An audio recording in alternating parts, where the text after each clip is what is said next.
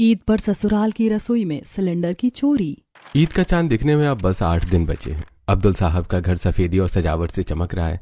घर के बाहर चबूतरे पर जुबैदा बैठी हुई मेवे साफ कर रही है। तभी पड़ोसन हसीना मुस्कुराती हुई वहां आती है और कहती है, अस्सलाम वालेकुम जुबैदा बाजी, कैसी हो? तैयारियां तो बड़ी जोर शोर से चल रही हैं। इस बार तो ईद की दावत आपके घर पर बन रही है। आखिरकार आपकी नई बहू जो आई है, पूरे गांव की नजरें आप पर हैं।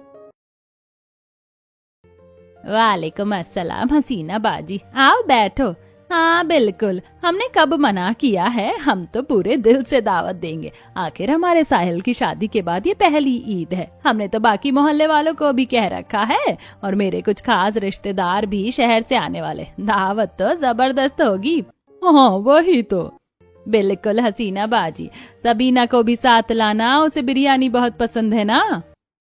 बातें करने के बाद जुबैदा अपने घर आ जाती है। इधर शबीना अपने कमरे में बिस्तर पर अपनी ईद की नई ड्रेस फैलाए हुए बैठी है। उसका चेहरा उतरा हुआ है और वो अपनी माँ से कह रही है, अम्मी अम्मी देखिए ना, सबने इतनी अच्छी अच्छी ड्रेसेस बनाई हैं ईद के लिए, पर मेरी ये ड्रेस तो बिल्कुल भी अच्छी नहीं लग रही है। कितनी पुरानी और अजीब लग रही है। बेटा अब दर्जी ने जैसी बनाई है ठीक है, अब इसमें क्या कमी निकाल रही हैं आप? अच्छी तो है। अम्मी आपने देखा था सारा की ड्रेस, वो कितनी मॉडर्न और ट्रेंडी थी। मैं तो वैसी ही ड्रेस पहनना चाहती थी। मम्मी मैंने आपको पहले ही कहा था कि वो पुराना मास्टर है, पता नहीं नए डिजाइन की ड्रेस बना भी पाएगा या नहीं। अब देखो कैसी ड्रेस बनवा दी आपने। अब मैं ईद पर क्या पहनूंगी? अच्छा अब रोना बंद करो, एक काम करो, जुबैदा बाजी की बहू रेशमा के पास चली जाओ। सुना है उसकी ननद शबाना सिलाई का काम बहुत अच्छा जानती है और रेशमा को भी डिजाइन की बहुत समझ है, शायद वो कुछ कर दे। शबीना अपनी ड्रेस एक थैले में डालती है और दौड़कर अब्दुल साहब के घर पहुंचती है। वहां आंगन में रेशमा और शबाना बैठी हुई हैं। शबाना सिलाई मशीन पर एक दुपट्टे में लेस लगा रही है। तभी शबीना शबाना के पास जाती है और अपनी ड्रेस देते हुए कहती है, शबाना देखो ना, ये ड्रेस कितनी बुरी तरह बनाई है मास्टर ने, मेरी तो ईद खराब हो गई। अरे शबीना ये क्या है यार, मैंने ऐसे थोड़ी बोली थी ड्रेस बनाने की। आपने तो इसे बिल्कुल पुराने डिजाइन की बनवा दी। ये तो अम्मी के जमाने की लग रही है। वही तो मैं कह रही हूँ, अब मैं इसे पहनकर बाहर निकलूंगी तो सब हंसेंगे। अरे सबीना इतनी छोटी सी बात पर परेशान मत हो, ये बिल्कुल बदल जाएगी। ऐसा कहकर रेशमा कैंची उठाती और बड़ी सावधानी से ड्रेस में बदलाव करना शुरू करती है। वो शबाना को कटिंग करके सिलने के लिए देती है। शबाना मशीन चलाती है और थोड़ी ही देर में वो पुरानी दिखने वाली एक ड्रेस एक मॉडर्न शरारा सूट में बदल जाती है। ये देखकर शबीना हैरान होते हुए कहती है, अरे वाह रेशमा भाभी जान, आप तो बहुत इंटेलिजेंट हो। आपने तो मेरी ड्रेस को खराब होने से बचा लिया। और शबाना आपको भी ज्यादा मेहनत नहीं करनी पड़ी, ये तो कमाल हो गया। शुक्रिया शबीना, अब ईद पर इसे पहनना, आप सबसे अलग और प्यारी लगोगी। बहुत बहुत शुक्रिया भाभी जान, आपका हुनर तो वाकई काबिले तारीफ है। अब मैं चैन से घर जा सकती हूँ। खुदा हाफिज। शबीना खुशी खुशी वहां से चली जाती है। तो वहीं गांव में एक पड़ोसन अपने घर की दहलीज पर खड़ी होकर अपने पति को आवाज दे रही है, अजी सुनिए, घर में गैस खत्म हो गई है, सिलेंडर खाली हो गया। आज मैं खाना कैसे बनाऊंगी? बच्चे भूखे बैठे हैं। क्या गैस खत्म हो गई? अभी तो भरवाई थी। अरे गैस कोई खाने की चीज है क्या? जितना लगना है उतना ही तो लगेगा। अब जल्दी जाओ और दूसरा सिलेंडर ले आओ। रिजवान सिलेंडर लेकर प्रधान के यहाँ पहुँचता है और सिलेंडर लेकर आने लगता है कि रास्ते में उसे अब्दुल मिलता है और कहता है, अरे भाईजान मैं भी सिलेंडर लेने जा रहा हूँ, सिलेंडर मिल जाएगा ना? हाँ बहुत है स्टॉक में। अब अब्दुल भी प्रधान के यहाँ जाता है और सिलेंडर लेकर घर आ जाता है और सिलेंडर रखते हुए जुबैदा से कहता है, लो भाई जुबैदा जी, ले आया मैं आपका सिलेंडर। ईद की और भी कोई तैयारी बची हो तो बताओ, वो भी करवा लेता हूँ। अरे नहीं नहीं जी, बस ये सिलेंडर लाना ही रह गया था, बाकी तैयारी तो हम कर ही रहे हैं। ऐसे ही दिन बीत रहे थे और ईद की चहल पहल अपने चरम पर थी। चारों तरफ सफेदी की खुशबू और सजावट की रोशनी थी। अब्दुल अपने दोनों बेटे साहिल और इरफान से कहता है, साहिल इरफान चलो राशन की दुकान से पूरा राशन ले आते हैं, फिर ईद तक और भी बहुत सारे काम रहते हैं। जी अब्बा जान चलिए चलते हैं, मैंने पूरी लिस्ट तैयार कर लिया ताकि कुछ छूट न जाए। हाँ अब्बा जान, सेवैयां और खजूर भी अच्छी क्वालिटी के लेने हैं। अब वो लोग राशन की दुकान पर पहुंचते हैं और राशन खरीदते हैं। राशन लेकर वो घर लौटते हैं और घर में राशन के बोरे रख देते हैं।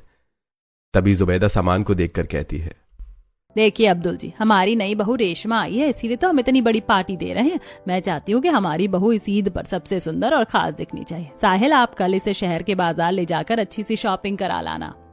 अरे बिल्कुल जुबैदा जी, बहुओं की खुशी में ही हमारी बरकत है।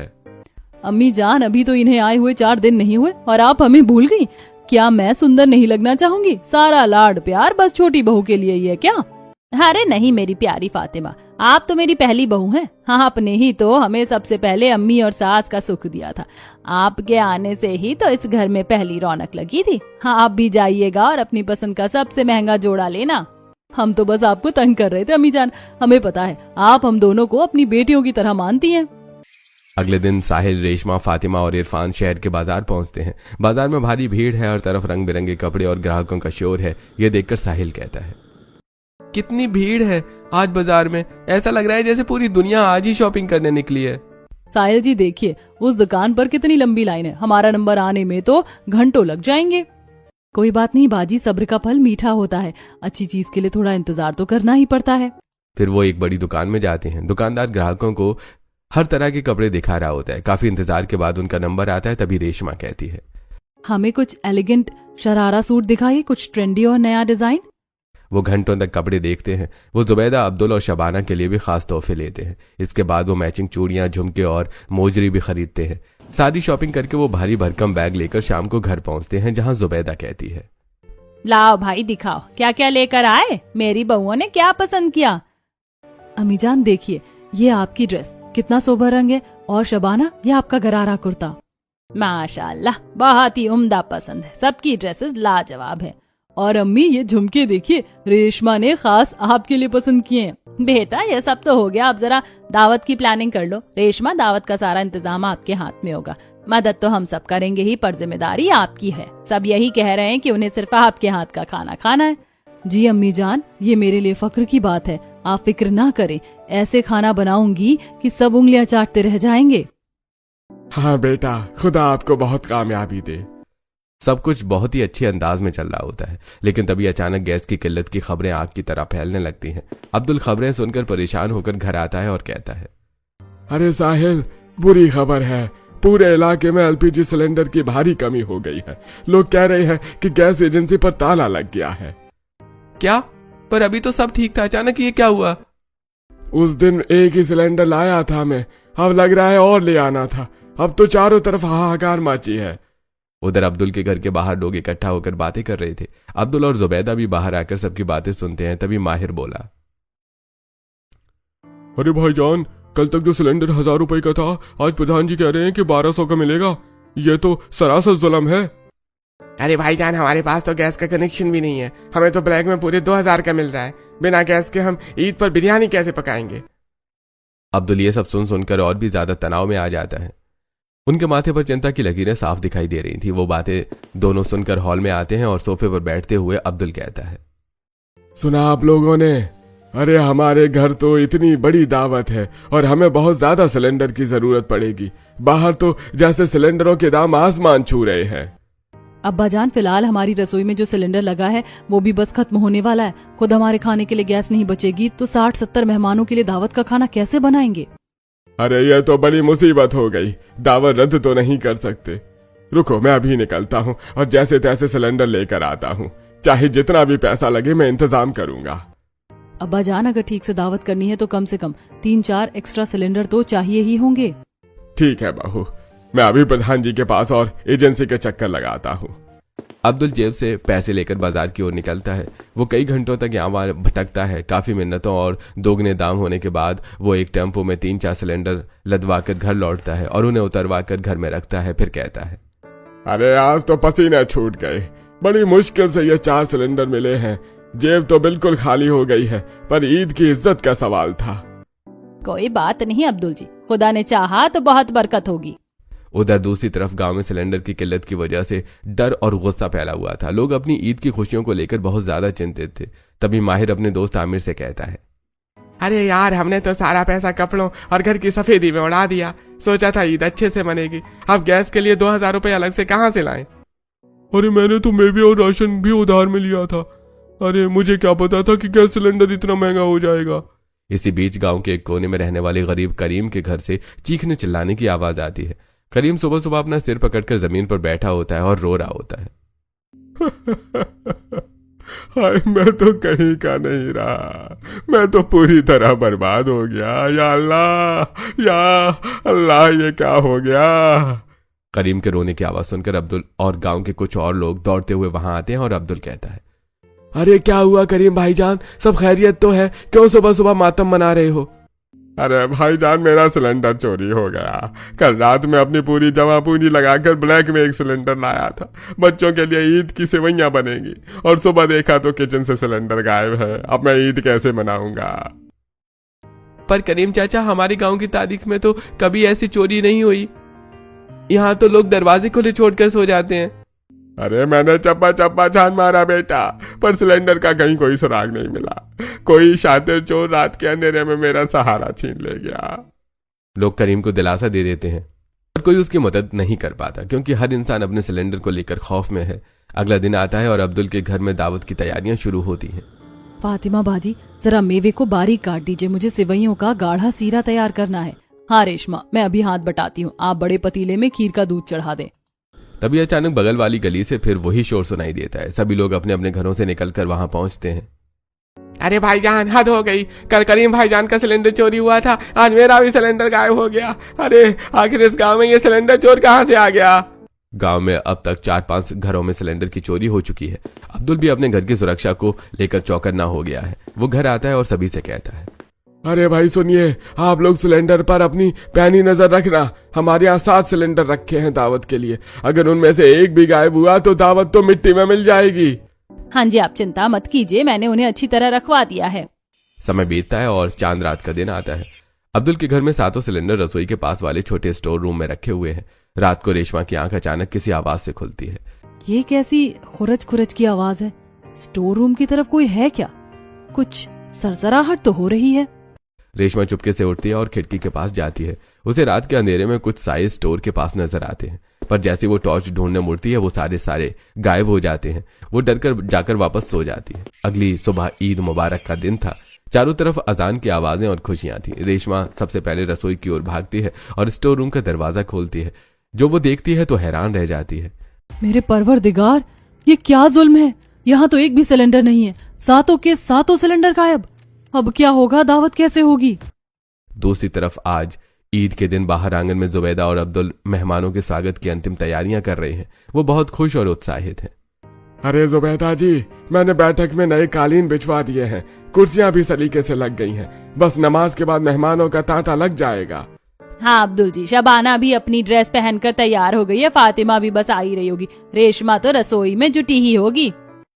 इन सबसे बेखबर रेशमा रसोई के कोने में खड़ी कांप रही थी। उसके दिमाग में हजारों ख्याल आ रहे थे। वो खड़ी हुई सोच रही थी, अगर मैंने इस वक्त सबको सच बताया तो घर में कोहराम मच जाएगा, अब्बा का दिल टूट जाएगा और अम्मी जान का बीपी बढ़ जाएगा। नहीं, मैं इस वक्त किसी को कुछ नहीं बताऊंगी। दावत में मेहमान आने वाले हैं। अगर मैंने अभी शोर मचाया तो पूरी ईद मातम में बदल जाएगी। मुझे अकेले ही इस मुसीबत का हल निकालना होगा। रेशमा अपनी घबराहट छुपाती है। वो स्टोर रूम से पुरानी लकड़ियां, उपले और घास निकालती है। वो घर के पिछवाड़े में एक बड़ा चूल्हा तैयार करती है। एक पुराना इंडक्शन चूल्हा भी ढूंढ निकालती है और उसे चालू करके देखती है। तभी जुबैदा वहां आ जाती है और ये सब देखकर कहती है, अरे बहू, आप ये क्या कर रही हैं? इतने सारे सिलेंडर किस लिए मंगवाए थे जो आप ये भट्टी जैसा चूल्हा जला रही हैं? और क्या आज आप ईद के दिन चूल्हे पर खाना बनाएंगी? अरे अम्मी जान, दावत का खाना भारी होता है और उसे पकने में वक्त लगता है। और सच कहूँ तो मुझे चूल्हे पर खाना बनाने की बहुत पुरानी आदत है। मैं अपने मायके में हमेशा चूल्हे पर ही पकवान बनाती थी। चूल्हे की आंच से खाना जल्दी गलता है और उसका जायका भी दोगुना हो जाता है। अरे जैसा आपको ठीक लगे, जिसमें आप कंफर्टेबल हो वो कर ले। हमें तो बस अच्छा खाना चाहिए। हमें कोई एतराज नहीं है, बस खाना वक्त पर और लजीज होना चाहिए। हाँ अम्मी जान, बिल्कुल, आप बेफिक्र रहिए, सब कुछ वक्त पर मेज पर होगा। बातें करने के बाद जुबैदा चली जाती है और रेशमा खाना बनाने लगती है। वो बड़े बड़े पीतल के बर्तनों में खाना पकाना शुरू करती है। एक तरफ वो चिकन बिरयानी के लिए लंबे बासमती चावल उबाल रही है, तो वहीं दूसरी तरफ उसने कुछ खड़े मसाले को तड़का देकर ढेर सारी प्याज को भूना और उसमें मसाले डालकर अच्छी तरह भून लिया। फिर लेयर लगाकर बिरयानी तैयार कर दी और दम पर लगा दी। और दूसरी तरफ मटन का कोरमा पक रहा है। तभी वो मन ही मन कहती है, चलो बिरयानी तो तैयार हो गई है, अब मैं पानी पूरी, हलीम और कबाब भी तैयार कर लेती हूँ, फिर बाद में सेवइयां तैयार करूंगी। अब वो गोलगप्पे का पानी बनाती है और पूरियां भी बनाती है। गोलगप्पे तैयार होने के बाद वो ढेर सारे मसाले डालकर हलीम कबाब और शाही टुकड़ा भी बनाती है। फिर वो बहुत सारी इलायची और केसर डालकर मीठी सेवइयां बनाती है। तभी जुबैदा वहां आती है और इतना सारा बना हुआ खाना देखती है तो कहती है, अरे वाह बहू रेशमा, आपने तो इतना सारा खाना अकेले ही बना दिया है। 70-80 लोगों का खाना है, मुझे तो विश्वास ही नहीं हो रहा कि ये सब आपने अकेले बना लिया है। और वैरायटी भी इतनी सारी, हलीम कबाब, शाही टुकड़ा, बिरयानी, पानी पूरी, सेवइयां, कोरमा, चिकन रोस्ट और ये मूंग दाल का हलवा, किमामी सेवइयां, शीर खुरमा, ये सब कुछ बहुत ही अच्छा दिख रहा है। जुबैदा की बात सुनकर रेशमा मुस्कुरा देती है, ड्राई फ्रूट्स भी काटती है और इफ्तार के खजूर सजाती है।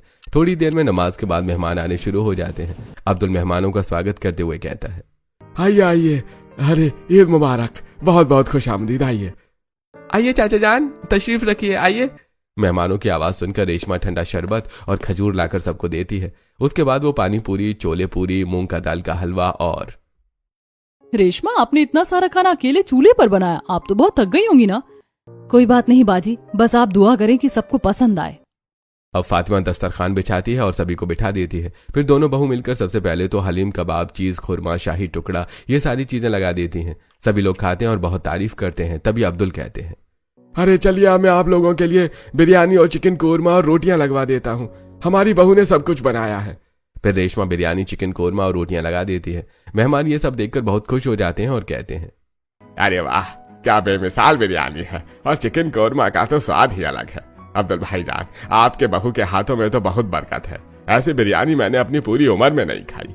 मैंने तो पहले ही कहा था कि नहीं, बहू के हाथ का स्वाद चखने के लिए गांव तरस रहा है। वाकई रेशमा ने कमाल कर दिया। शुक्रिया हसीना बाजी, मेरी बहू ने अपनी पूरी जान लगा दी इस दावत में। हर मेहमान भरपेट खाना खाता है और रेशमा की दिल खोलकर तारीफ करता है। जाते वक्त हर कोई उसे शगुन के तौर पर दुआएं और तोहफे देता है। रेशमा बाजी, खुदा आपको सलामत रखे, आपने आज इस घर का मान बढ़ा दिया। इतनी बड़ी दावत अकेले संभालना कोई छोटी बात नहीं है। धीरे धीरे दावत खत्म होती है और मेहमान अपने घरों को लौटते हैं। शाम हो चुकी है। रेशमा थकी हारी रसोई समेट रही है। तभी पिछवाड़े से फिर वही रोने की आवाज आती है जो पूरे गांव में गूंज रही है।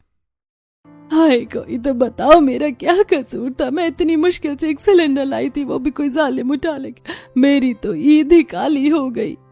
हल्ला सुनकर सभी लोग दौड़कर रहेला और रिजवान के पास आते हैं। तभी अब्दुल कहता है, क्या फिर से चोरी, आज ईद के पाक दिन भी?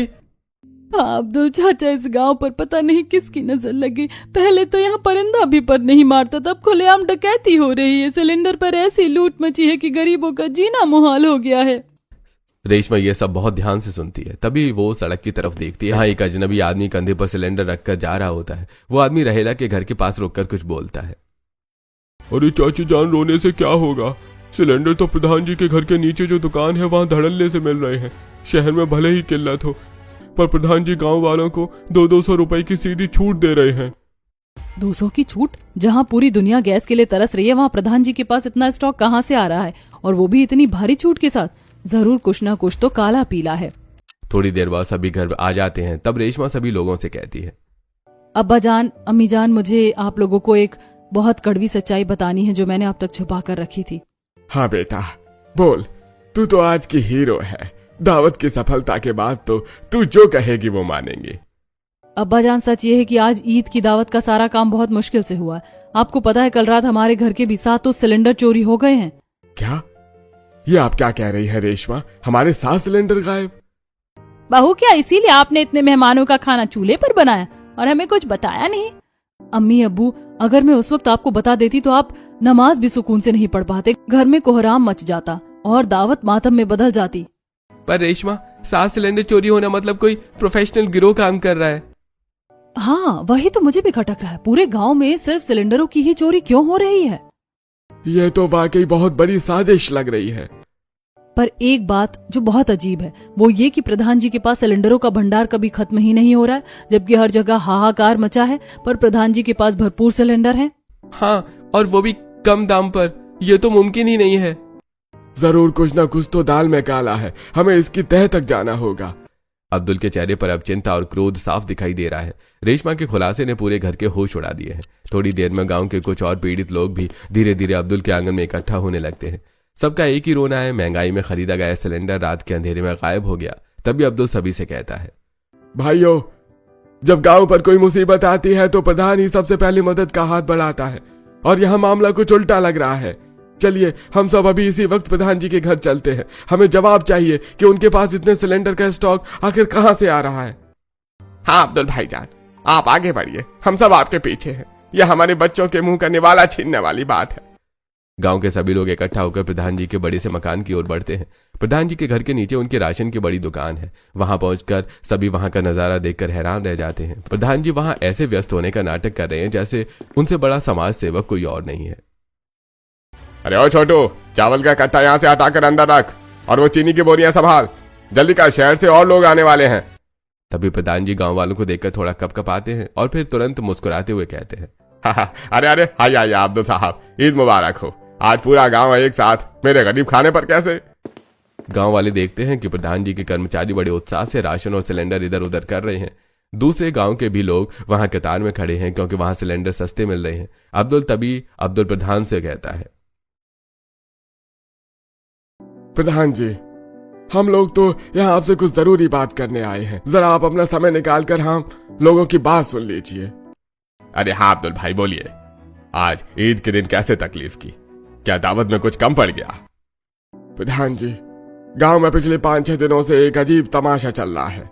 हर रात किसी न किसी के घर से सिलेंडर चोरी हो रहा है। करीम भाई, पड़ोसी और यहाँ तक कि मेरे घर के 7 सिलेंडर कल रात गायब हो गए। क्या हमें आप इस बारे में कुछ बता सकते हैं? अरे ये तो बहुत ही शर्मनाक बात है। मेरे राज में ऐसी हरकत?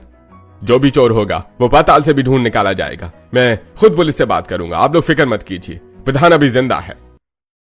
पर प्रधान जी, एक बात गले नहीं उतर रही है। पूरे शहर की एजेंसियां खाली पड़ी हैं, पर आपकी दुकान पर सिलेंडर्स का भंडार खत्म ही नहीं हो रहा है। आपको आखिर इतने सिलेंडर मिल कहां से रहे हैं, और वो भी इतनी भारी छूट के साथ? अरे अरे, वो मैंने तो गांव वालों का दर्द समझकर हफ्तों पहले ही स्टॉक जमा कर लिया था। मैंने प्रशासन के तलवे चाटे, बड़े बड़े अफसरों से मन्नत की, तब जाकर ये कोटा मिला है। आखिर गांव का मुखिया हूं, फर्ज तो निभाना ही पड़ेगा ना। रेशमा और फातिमा भीड़ के पीछे खड़ी होकर दुकान के अंदर झांकने की कोशिश कर रही होती हैं। रेशमा की तेज नजरें दुकान के पिछले अंधेरे गलियारे की ओर जाती हैं। वहां एक आदमी कंबल लपेटे हुए चुपके से एक सिलेंडर अंदर खिसका रहा है। ये देखकर रेशमा फातिमा से कहती है, फातिमा बाजी, वो देखिए, वो सिलेंडर तो बिल्कुल वैसा ही लग रहा है जैसे करीम चाचा का था।